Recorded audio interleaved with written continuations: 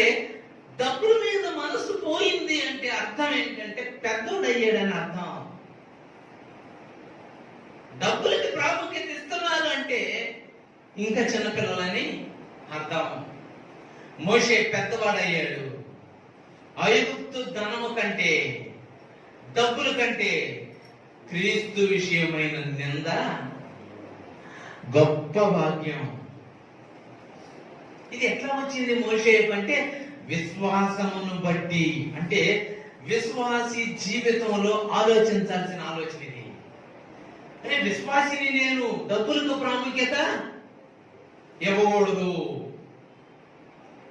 పదవికి ప్రాముఖ్యత ఇవ్వకూడదు, గొప్పతనానికి ప్రాముఖ్యత ఇవ్వకూడదు, మనుషుల మెప్పుకు ప్రాముఖ్యత ఇది విశ్వాసికి రావాల్సిన